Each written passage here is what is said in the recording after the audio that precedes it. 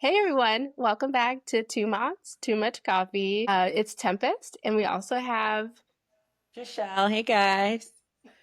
we have an extra special guest with us today, Ariel Leonard. Do you want to give us a little introduction? This is always where people ask me to introduce myself, but I'm Ariel. I have a 2-year-old son. I'm a professor at Ohio State in engineering and just a mom, academic mom, living life.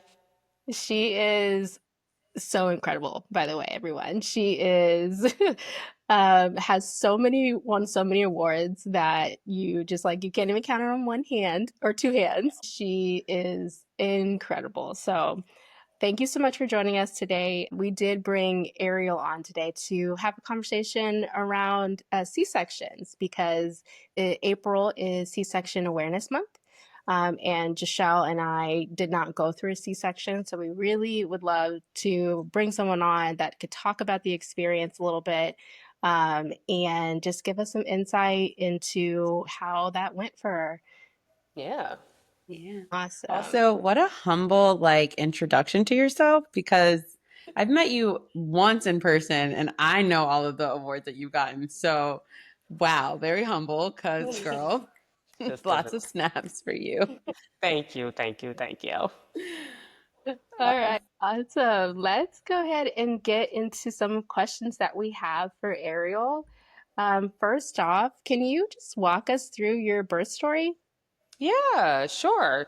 So my son was originally due on like the last day of January, and homeboy was taking his sweet time. So they told me he would be more like 7, 8 pounds, maybe like 18 inches long. So just to know, he was almost 10 pounds. He was 23 inches long, and so he was sitting kind of curved around my body in a way, basically meaning he was never going down the birth canal. So I was induced. I think went in at like maybe 41 weeks and some change because Ohio State had rules around you couldn't be more than 42 weeks. So I think I went in for my induction, scheduled induction around like 4 o'clock. And the first thing they give you is like the balloon, and that helps you get to about, I think, 5 centimeters dilated, something in that range. So did the balloon, it was fine, and then they give you the Pitocin to really help push things along. Immediately after probably being on Pitocin for maybe like an hour, my son really his heart rate was starting to drop. So he wasn't really doing well.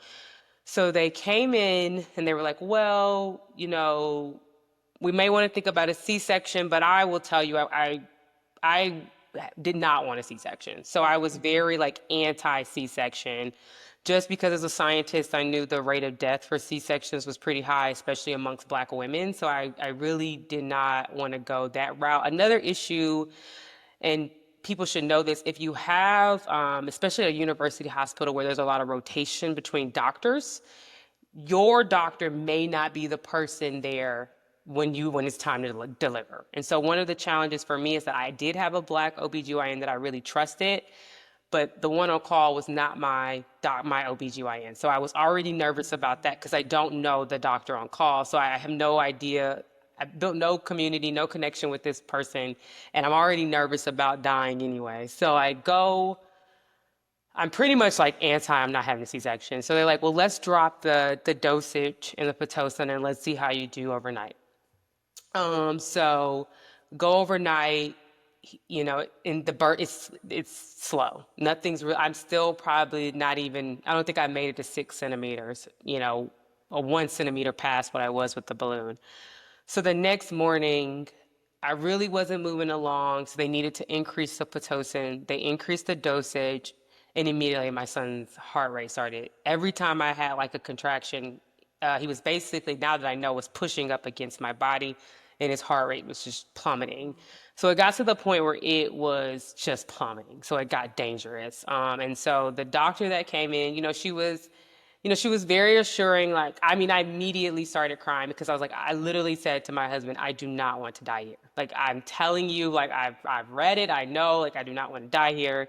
And the nurse at the time that I had was a black woman, and she immediately knew why I was crying because she could see the terror on my face of like, I am not trying to die here. And she was like, I will be here with you all of the way. I promise you, you'll be okay. So I ended up having to have an emergency C-section.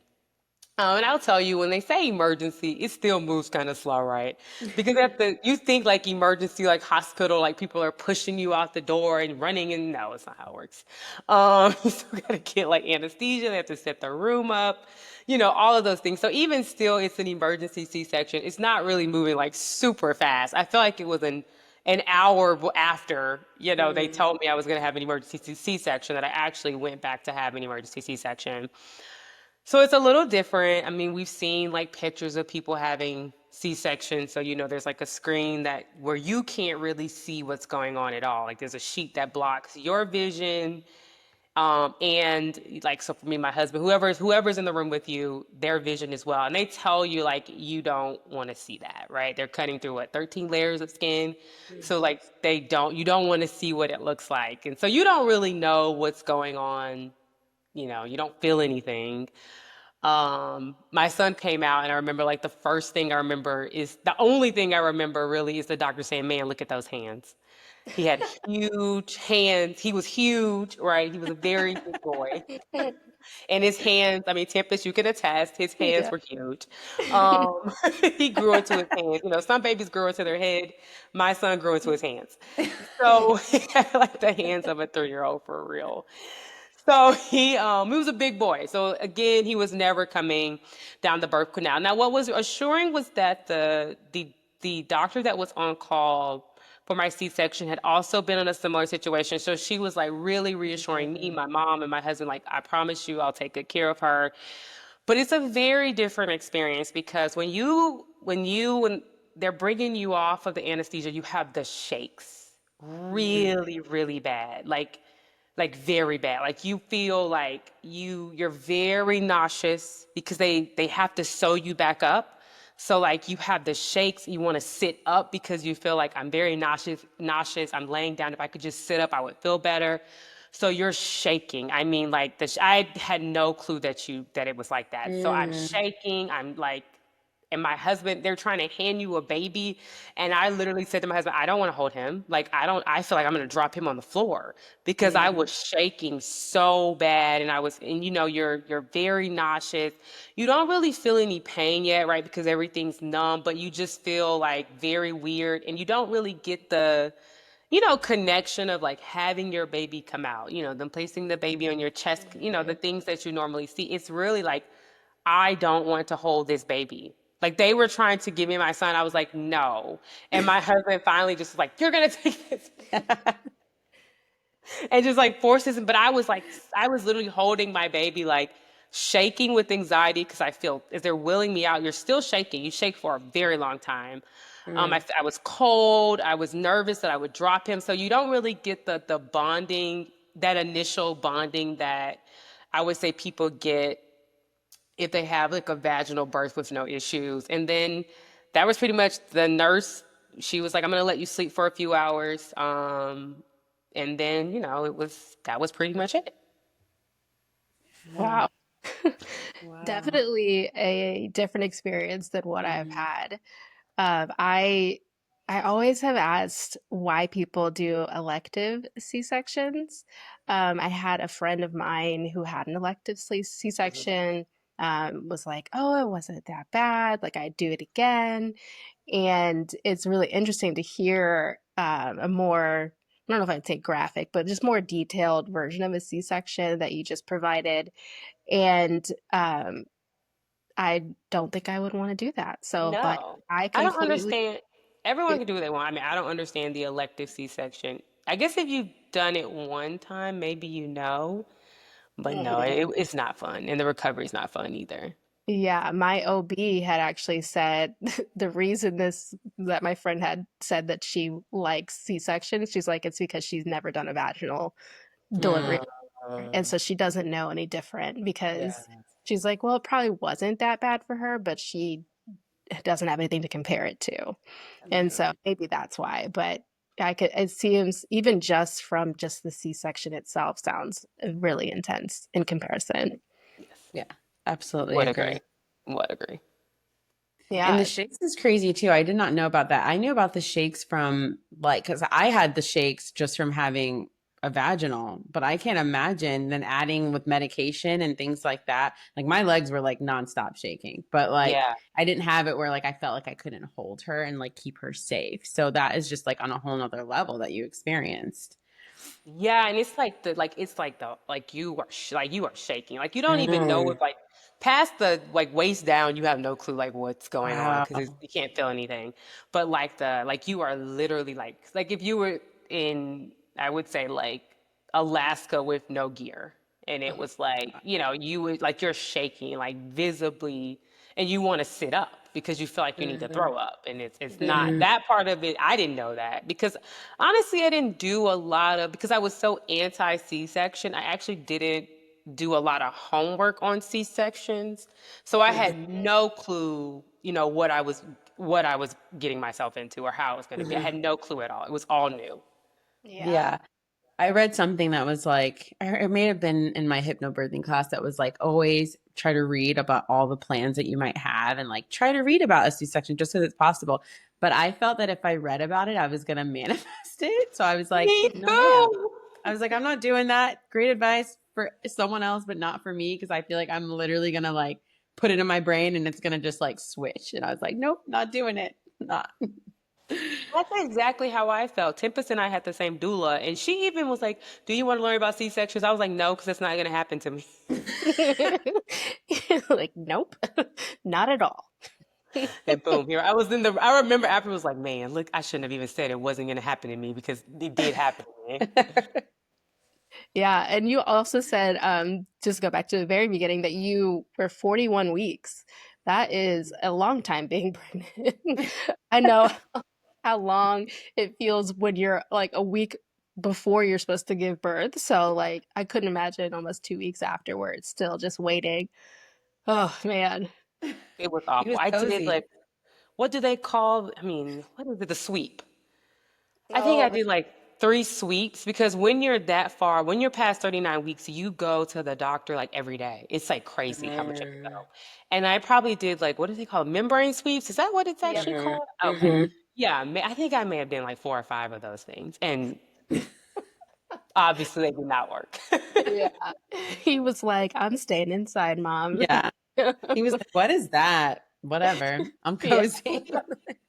I mean, Uh, he had to wear a helmet. Literally, he was in at an angle and like laying. I mean, Tempest, you know he had to wear a helmet, like laying on his side to the point where literally he had a flat head. So, homeboy was not. The doctor was like, first of all, as big as he was, he was out of room, and she was like, he was never coming down the birth canal, never, never. Oh my gosh. Well, you well, said like your recovery was, I mean, obviously different than what you expected. So, kind of like, how was that comparing to what you thought it would be? How different was it? I'm sure very, but. You know, after I realized, like, so I have a lot of older cousins. My grandmother, I mean, passed away in her 90s. So I have a lot of older cousins that are like in their 50s. So I don't think I ever asked any of my older cousins anything about their birthing experience. So I really was like, oh, you know, and A, because I mean, I'm not an idiot, so I knew there would be pain, right? There would be discomfort. But Right. because I had not, again, versed myself in C-section, I remember when, you know, after you've had the baby, that you go back to your room, and I had to shower. And I could not bend. I could not, I could not move. The pain was so severe, like I literally could not move. And my husband literally had to like give me a shower. Like I couldn't I was in like the corner of the shower and he was like and it's not a pretty sight, right? Because it's just not pretty. Like you cannot, like you really can't. It's also weird because the nerves are pretty. Now, my feeling did come back, but around the scar, you have no feeling. Mm. And that's weird too, right? Because you know something's there, but like you can't really feel it, and then you're also in pain. So it's all of it feels a little icky. So my husband like had to give me a shower, and you can't get the C-section the bandage wet. Oh. So I had did a lot of I this is funny. I had did a lot of work in Africa, so I was used to bucket bathing. So I was like, okay, well here I am. I'll be bucket bathing for for a week because you can't get it wet for a week. So my husband was like showering me. He's literally in there with like a cup, we're like turning angles, and he's trying to like help me maneuver my body because I'm like, and you're still shaking a little bit. Now the Oh my shakes are God. still there. They haven't quite went away, right? So that was just very, very just a weird thing because I didn't think about like, oh, I'm gonna have to shower. When how is that going to be, right? I don't know. So we bucket bathe. I'm like crying because it's almost humiliating in a sense, like for someone like even though my husband was very very sweet about it. Like I was apologizing. He was like, I don't know why you're apologizing to me. Like this is, I'm honored to do this, but it's demeaning because Mhm. someone is like, it's not looking good, right? Like you don't Right. feel good and it's just not good. And you're bleeding. It was not fun. So you go back to like after that, it was fine. Because when you're in the hospital, OSU was really good about like taking care of me. I'm anti like opioid, so I forego Mhm. any opioid medication. I only take ibuprofen because opioids make me sick. So I was in pain because I wasn't taking strong enough medication. So I just accepted that I was going to take the pain. Because I Did don't they like offer opioids. you more than just like an ibuprofen They Tylenol did. Yep. situation? Okay. Yep. They offered me more, but I told them that I don't like, I had told them from the beginning I don't do opioids. So I already knew that regardless, I was going to take the pain. Now, the pain was excruciating, but I was just like, I don't want to take opioids, make me very sick. But you have no ab. You have no ab. Can't feel your abs. Your abs don't work anymore. So you can't like lift up. That's why the thing in the shower or you can't bend. It's almost as if your abs, like your stomach is not, your core is no longer there. So you have no feeling in the core. People have to like help you up. Like my husband, like anytime I wanted to get my son, like he would have to help me up, which is also like I just can't get up and, get my son when I needed him, when I wanted him. I had to wait for like my husband to like help me up and get the baby or come with the baby and situate um him in my arms. But OSU was really good about, care in the car, going home from the hospital, and you really can feel like all of the bumps. And I didn't even anticipate that part of it. So like the entire ride from the hospital to the house, I was crying because I was in like so much pain from the car ride. My husband, he was really like going slow, trying not to every bump in the road, but you can feel every single thing and it hurts, but again you really still don't have any. I think my feeling didn't come back to like a year later, but Wow. you have like no feeling there. Like it's like almost it's like an area of your body that doesn't work, and again you still can't use your abs. So when we came home, it's similar things. Like I always say it's like a blessing. I didn't want I when my husband said he wanted a Serta mattress, the mattress that moves up, I was like, this is a waste of money. That was like a godsend because I could sleep at an angle, which made getting out of the bed. Yes. He was like, we need a Serta so we can like sleep, prop our feet up. I was like, we don't need that. That's a waste of money. But we had this bed like years before we had our son, and thank God for that bed because you can't use your abs. So if you're laying flat and you need to get up, it's like you gotta wait for somebody to, Yeah. lift you up. But because we had the Serta, I literally was sleeping at an ankle. So then I could just easily like, move my legs and then, get out of the bed. But other than that, like the recovery at home wasn't it initially wasn't terrible. I couldn't stand for long periods of time, so like I would have to sit Like if you're washing bottles and things of that nature. I Mhm. couldn't stand for long periods of time for months. And then I caught an infection. Mhm. And that wasn't fun, So it was, so there's just a lot afterwards, like in the area feels weird. Like when you don't have nerves, and even still, like I have nerves, but it's like they are very intense. I can feel anything. So I don't know if this is TMI, but when I'm like getting a wax, I'm like, don't touch that area. Hmm. Like you cannot touch that area because like my nerves, it's like if my nerves were an intensity of 5 before the C-section, they're at 25 right now. So I feel everything in that area very strongly. So that was pretty much like the recovery part of it. Yeah, that's so crazy. And you like don't think about the I mean, I guess you do kind of, but like you're getting cut open. So like your whole body has to heal.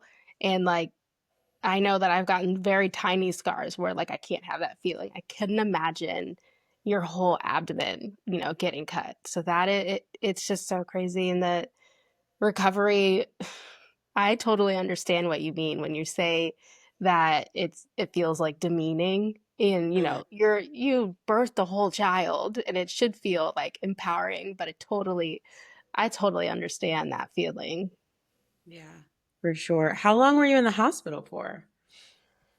Let me see.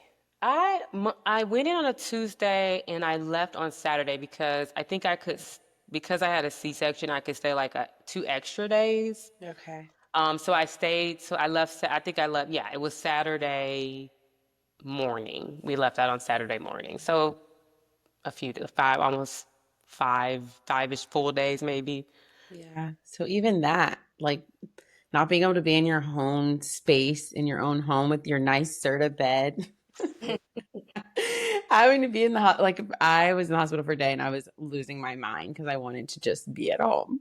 But like that whole just not being able to already not be able to just get up and get your baby whenever you want to, but then just like adding in that extra like doctors coming in, nurses coming in, checking you, doing all of the things, and you just want to breathe and you want to go home. And now home is feeling a little bit different now because you know that your recovery is going to be different at home. I can't imagine. Yeah.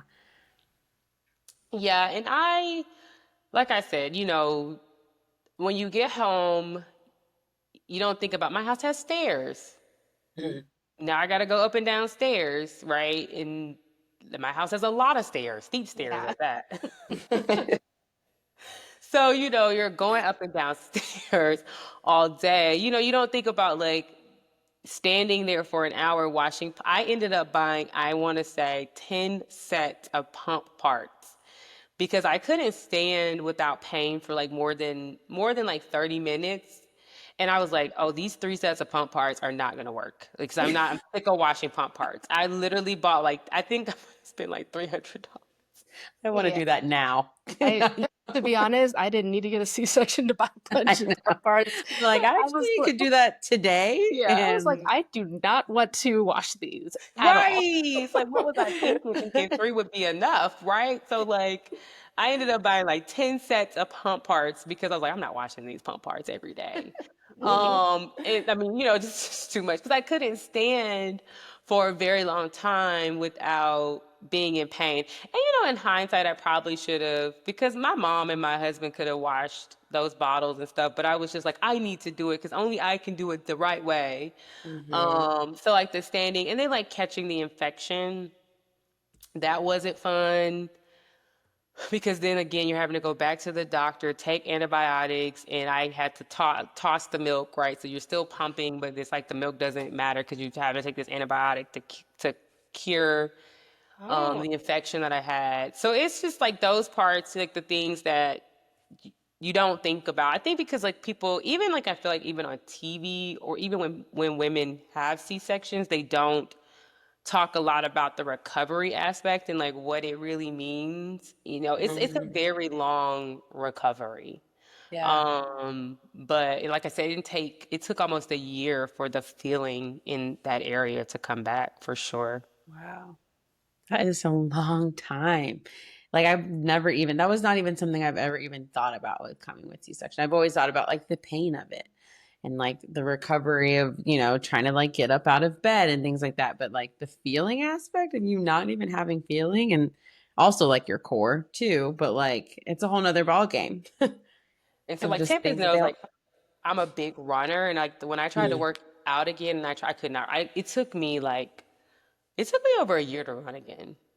man. Yeah. Yeah. So you already don't feel like yourself. Your hormones are all over the place.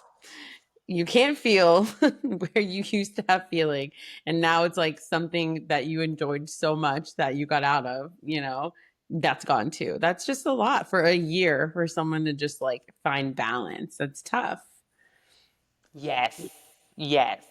And it's almost like a loss of, and I'm sure I've listened to some of you guys' you've talked about this, right? There's a loss of identity, right? Where you operated one way before, you know, you had a child, and now there's a totally different you're a totally different person, right? And you got to try to figure out who this person is. And the like when I went to the gym for the first time to run and I couldn't run, I left the gym crying because I was like, oh my gosh, I used to run marathons and I can't even run 0.1 miles.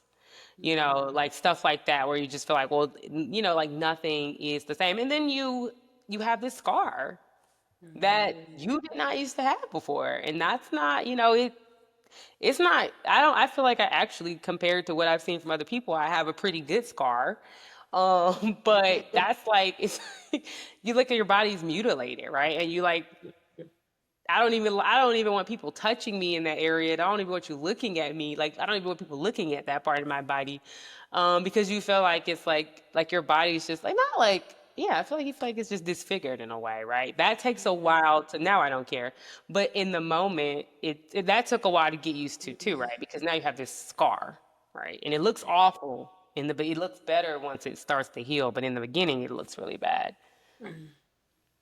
Yeah. So, were there any parts in the recovery that made you feel, really seen or not seen? Mm. I think the parts that make you not seen is because people like, if you look at any surgery in the world, if you look at knee replacement, hip replacement, shoulder surgery, somebody having cancer, whatever the case may be, no one is expected to have their knees replaced and their hip replaced and take care of another human being, and as if they never had surgery.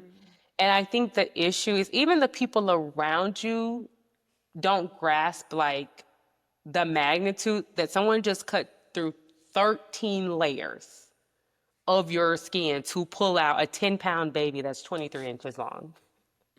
No one's like thinking about that. And everyone's like, oh, just, get up and do this and, you'll be fine. No one asks you, like, well, how are you feeling? Is everything okay? No one's checking in because it is literally the only surgery in the world that you are expected just to have, take care of people, and act like it never happened before. Mm, So those parts make you feel unseen because I think we don't look at C-sections.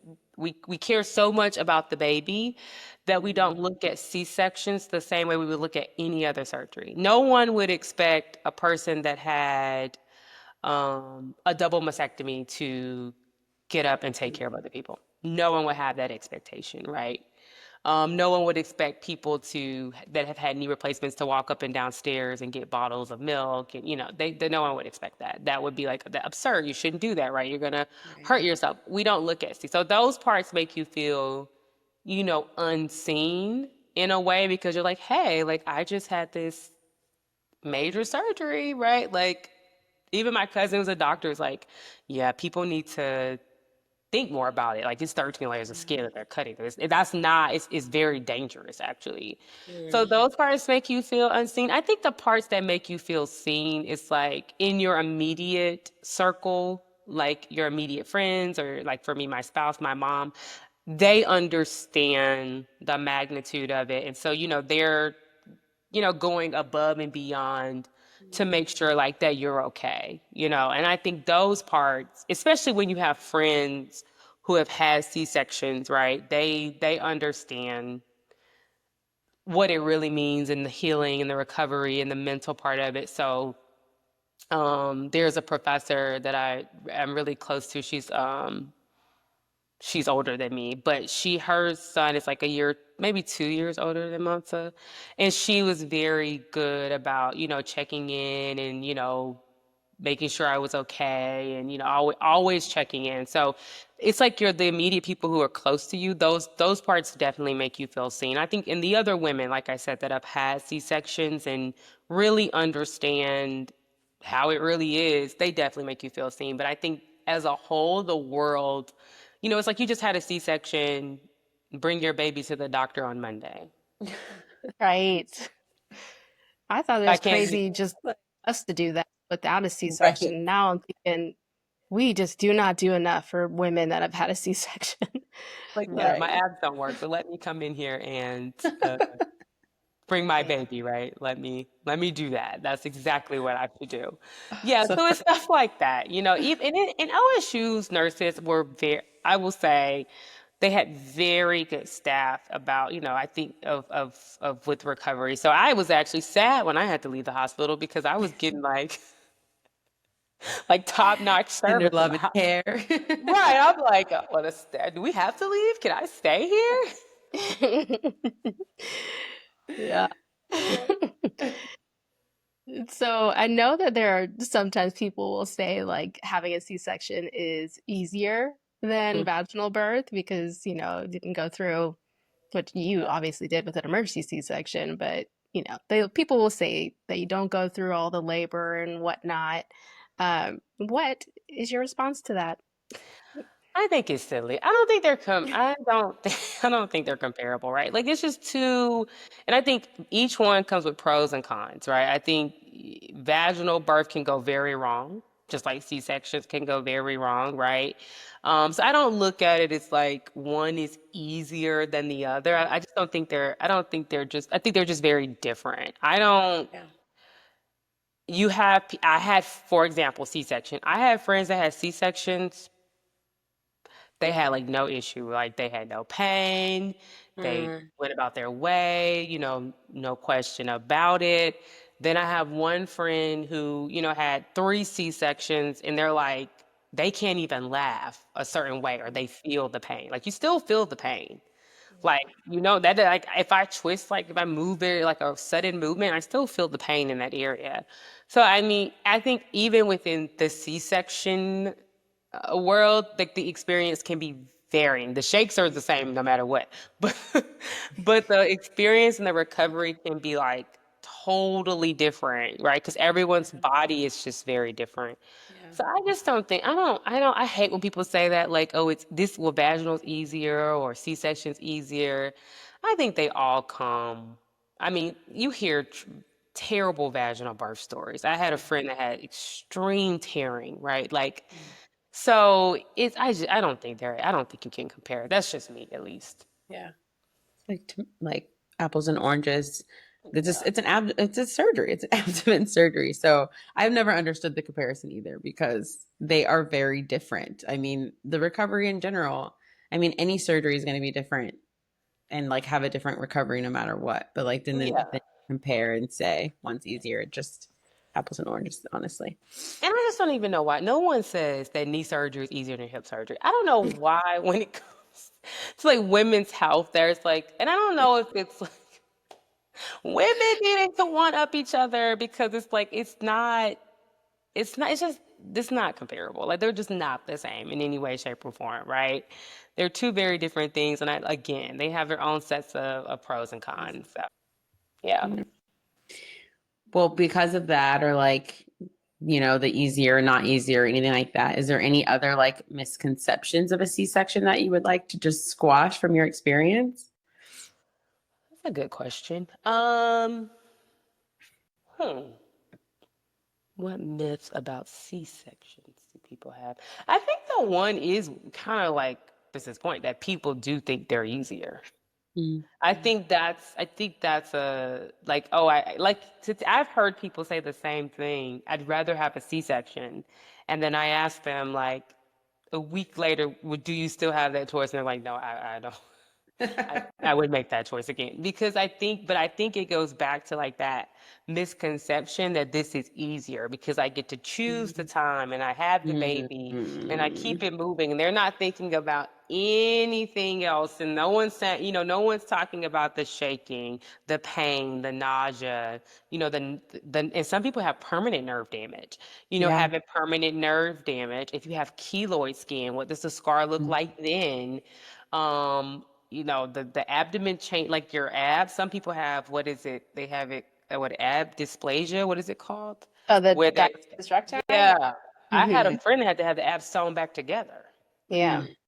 So it's like a tummy tuck surgery, which is crazy. But it's like stuff like that no one talks about, right? So it's like I think people say, um, I have a young niece. So a lot of her friends are young, and they'll say to my niece, like, "Oh, I want to have a C-section," and my niece is like, "Yeah, they're regretting that. They're regretting that Mm. now." So I Hmm. think it's that misconception that it is easier, and it's just cut the baby out and keep it moving. And it Mm. goes back to like, from a societal standpoint, how we treat C-sections or the surgery compared to how we look at other surgeries, right? Mhm. Like, I think that's really where the misconception comes from. And also, I think you you don't have, just because they initially offer you a C-section doesn't mean you have to take it. Mm. Yeah. Because that's what happened to me. They came in, it's like, we might, and I was like, no, nothing's wrong right now. Like, my son's not having an issue. Like, it's just you guys want to move this along. Mhm. Right. And I don't care that you're impatient. Like, this is my body. I'm not doing it. Mhm. Now, when it became dangerous for my son, then yes, my attitude changed, right? Because like, well, I don't want anything to happen to my child. But you don't have to just have a C-section because they will offer it to you. Like, if it's Mhm. slow, I mean, remember that hospitals are a business. I think people forget about Mhm. that too. This is a business, right? So the more babies that are being delivered, the more people they're making more Mhm. money. So when Yep. when it's slow, they will come to you. And I've had this happen with other friends as well and say, hey, this is moving kind of slow. You can have a C-section. And sometimes people are like, oh, yeah, this is moving kind of slow. Like, let me have a C-section. But they're not explaining to you everything that's a part of the Mhm. C-section, which is why doulas can be also really important. Or even just asking the question, what is the recovery like? What is the C-section like? So knowing that if there's nothing wrong with you or there's nothing wrong with your baby and it's just slow, that's not a reason to get a C-section. Mhm. Like that you can refuse and say, nope, I'm gonna just see how it is tomorrow and then I'll go from there. So I think that's another myth that just because they offer it to you, don't feel pressure to take it. Yeah. I agree with that so wholeheartedly because when they first found my fibroid and I was at a different OB's office and they were like, oh, it's 8 centimeters, like you're probably gonna have to have a C-section. And then from that point on, every appointment, they were like, yeah, you're probably gonna have to have a C-section. At this point, I'm like 15 weeks, 16, like you don't know where she's gonna be. You don't know where it's gonna be compared to my cervix. And I found a different OB, and my OB was the one that was like, no one can tell you at this point of where you are going to be when that baby wants to come out.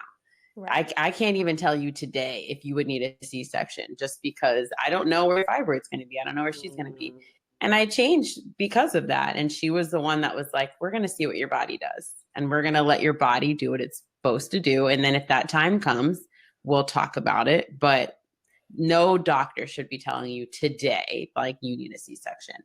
And so I feel like that's a huge thing too, is because they try to scare you. They saw that it was going to be complicated for me and they were like, oh, we don't really want to deal with that. We can just get baby out really quickly with a C-section because it's a business. And that's what they just want to run up them coins and have me be in the hospital longer than necessary. So I Hmm. 100% agree with that. And shout out to you for like advocating for yourself and saying, nope, Mhm. I'm not comfortable with this doctor. Let me find somebody else. Yeah. Because a lot of people, and I see that, because I'm from a rural area, so I see that Mhm. so much in rural medicine and health, right? Where people, feel like they don't have options, and sometimes they don't have options, right? And so they have Mhm. to take, which is why if you look at the percentage of people who have C-sections, women of color is higher. Mhm. Again, socioeconomics, it's a business, right? So you have to really advocate for yourself if you feel like this is not the best option for me, or this is not something that I'm willing to do at this moment, right? I'm sure if they Mhm. would have told you something is wrong with your daughter, you would have had a very different attitude towards a Right. C-section. But just because you and it is, I mean, it's quicker, yeah, Mhm. right? But if it's not going to be what's best for you, and also if you don't have the care, it's amazing to me that people go back to work 6 weeks Mhm. after. I couldn't stand for more than an hour 6 weeks after 6 weeks, and that people actually, some people go back to work 3 weeks after having a Mm. C-section, and that is wild to me. Wild. Yeah. I even vaginal, I'm like, I was still sitting kind of funny. Like, I don't After like, 3 weeks, I absolutely sitting funny. 6 weeks, yeah, still bleeding. Yeah. Like, right. Right. No. To then have to make those what do I call them? My vagina sandwich at work. I'm your not doing hemorrhoid like sandwiches or vagina sandwiches. Oh, that's funny. yeah, Yeah, that's no, that's crazy. crazy. That's wild that we had. That's what I'm saying, like that expectation. And I don't, and again, when people elect for C-sections, I don't think they think about that. Like, Mhm. technically, like 6 weeks, you would be going back to work. Even for a vaginal birth, that is, this is crazy. But after having a surgery, like, that is wild that you would go back to work after 6 weeks. Yeah. And I mean, your scar hasn't even healed in six Mhm. weeks. Society's like, yeah, why would you not go back to her? Like like how much the world misunderstand, not the world, I'm sorry, the USA misunderstands what goes into having a baby, like Mhm. vaginally, C-section, everything. And they're like, yeah, why would you not go to work at 6 weeks, 3 weeks, 12 weeks? I mean, all of it. But Yeah. you know, that's a whole nother conversation that I could just really go on a tangent. So I'm gonna stop. Yeah, like even for me, I didn't technically take maternity leave. I had months on the 8th. I didn't take maternity leave to the 24th because I had a proposal due on the 23rd. So I was working on a proposal after having yeah, I thought about that. Yeah, I didn't it was 2 weeks later that I technically started my maternity leave. What? That's wild. Oh my gosh. I literally sent a text like, not coming tomorrow. Bye, coming today. See you later. Oh, but yeah, I did actually. Oh my goodness. So Man, any advice? Oh, sorry, go ahead, I was Deb. gonna say that's probably why she has all the awards. Yeah, and we don't. That's why. Because she's sending No, proposals no. and I was sending texts. I had to do it. It was So, in other words, follow in Ariel's footsteps. do not follow your real footsteps. Send Go to proposals. sleep. I was gonna say, any like tips or any emotional advice you would like to give any other mamas who have Yeah. either elected C-sections or are having a high chance of having a C-section, anything like that? I would say make sure, even if you elect, even if it becomes an emergency situation, whatever happens, kind of to the one of the first points we made, it's like doing your homework and like realizing what the recovery and healing process would be like for someone with any type of birth, vaginal, C-section, like what really goes into it? What does a C-section really mean? Because again, I think people still think like back in the day when they used to draw a C, like cut a C out of your body to take the baby out. That's not what it is, right? And the cuts matter. So Mhm. that's why I go back to like, if you go to a hospital where there's a rotating staff. Now, most of the time, I know for OSU, if it's an elective C-section or a planned C-section, your OB will be the one that does it. But if Mhm. it's like an emergency situation and your OB's not on call, it can be anybody. It could be anybody doing it. And everyone's cut is very different. So Mhm. I look at my cut. If you saw it, you'd probably be like, "What is that?" Like you said, "Did you get a tattoo?" It doesn't. But then I have friends who like it's like a long cut, like right at Wow. their stomach, right? So again, like making sure, it could just be from doctor to doctor being very different. And also asking like your OB, if you get into an emergency situation, is there any other option, right? Besides, the doctor, if this is someone you trust, the doctor that's on call. Um, Mhm. but really just doing your homework, which is something I just didn't do. I didn't know a lot about, I knew about I got from a like medical scientific standpoint, I knew what the surgery was, so I at least knew that part. But I didn't know a lot about like the recovery and all of that. I did not know any of that. And then like how the hormones have to adjust, that all of that was new information. So I would say doing your homework and then also being honest about how you're feeling. I was just telling Tempest one of the um, last podcast you all did where Tempest was saying, she thought that being a good mom meant not asking for help. And I think in a C-section case where you can't use your abs, I mean, your stomach does not work. You have to ask for help. And that was hard for me. I'm type A anyway, but that was hard for me to ask for help. So I would be Yeah. trying to force myself, like force myself up, like so I didn't have to ask for help and doing what makes sense and what's comfortable for you. I learned pretty much after my C-section, not really being able to use my abs, all the getting up. I didn't want to feed from the breast. I was an exclusive pumper immediately. Did not work for me, wasn't into it. I'm a scientist. I need to know the amount that gets my child full. So I that feel the same way on that. Yeah. I don't like it. I don't know about this. This is weird. So that part. But then this is one thing too that I forgot to say, and I should have said this. A baby that does not go, this is another thing. A baby that when your baby goes down the birth canal, they get like a squeeze, kind of like their bones kind of get like a massage and it loosens them up. A baby that is pulled out, especially in a high stress state, is very tense. They don't get the squeeze that a baby coming down the canal gets. Like my son was like this, like very, very tense, like never relaxing. And I noticed that breastfeeding, because they say like, oh, once the baby relaxes, that lets you know that they're full. He would never relax. And he was just fussy, like aggravated almost in a sense. And so I messaged my doula about it and she was like, C-section babies can sometimes like, they don't get the squeeze. You might need to see a baby chiropractor. We went and saw a baby chiropractor.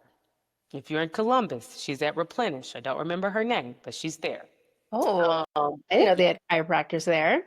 They do in the carriage house. Okay. She Oh, can yeah. also help. Yeah, she can also help you with breastfeeding if you have an issue with that. But anyway, that's a different story. But they come and you can literally see him relax. Like they do, it's basically like a baby massage. And she's just moving with his body. Like however he's moving, like she's moving too. And you can literally start to see him like relax. So we had to do like 3 or 4 sessions to get him to fully relax and he wasn't fussy anymore. So again, another part I didn't think about with the C-section is the effect or the impact it has on the baby. To be in a high stress, like an emergency C-section situation, not really getting pulled out, not really going down the vaginal canal the natural way. I didn't think about that part. So we had to see like a chiropractor for a baby. And that took so then that's like an extra thing that we were having to do. I think we were going I think we went for like a month. A month Okay. and a half. Yeah. And he loosened up and stopped being so fussy. Wow. So yeah, that's another part to think about, the impact that it actually has on the baby. Wow. Yeah, I didn't even think about that. The difference of like going through the canal and versus being taken out and how much, of course, that can affect the baby. But like Yep. these are just things that you just don't even process, especially when Yeah. you didn't read about it because you were trying not to manifest it. So now you don't know what's going on. Yeah, that's huge. That's And like, huge. who knows babies have, I'm like, baby chiropractor. Like, what? So what does that mean? Yeah, it's like because you're not like cracking their bones. So like, but yeah, that makes sense. Like a nice baby massage. And that's basically what it is. And however he moves, like they're like hanging him upside down. I should have taken a video because I think I might have been like, we're like, what is she doing to my child? But it definitely worked. And like again, having a doula was very important because I would have never even Mhm.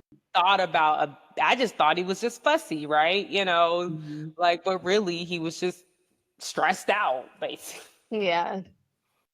Yeah, I believe it.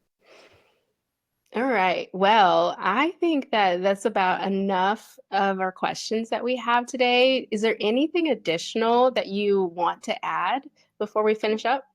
No, no, thank you guys for having me. Yeah, Of of course. course. Well, Yeah. sorry, I do know that Ariel, you have your own podcast. So I would love if you would give a shout out about your podcast and tell people how they can find you on any socials. Yeah, so I have a podcast called Dr. Professor Mom, and it basically is tailored towards like academic parents, being in academia and being a parent, and kind of balancing the demands of both of the jobs. And, I'm very open and honest about like my experience as an academic and as a parent. And you can find Dr. Professor Mom on YouTube, TikTok, and Apple Podcasts. Amazing. Yeah. Awesome. Well, thank you for joining us today, and thank everybody else for tuning in and listening.